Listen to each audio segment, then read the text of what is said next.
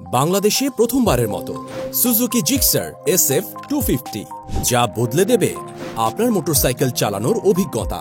যারা দীর্ঘদিন ধরে 250cc ভার্সন খুঁজছেন, তাদের অপেক্ষা শেষ। এখন ব্রাহ্মণবাড়িয়াতেই পাচ্ছেন favourite Suzuki Gixxer SF 250, naked এবং কিটযুক্ত দুটো ভার্সনেই।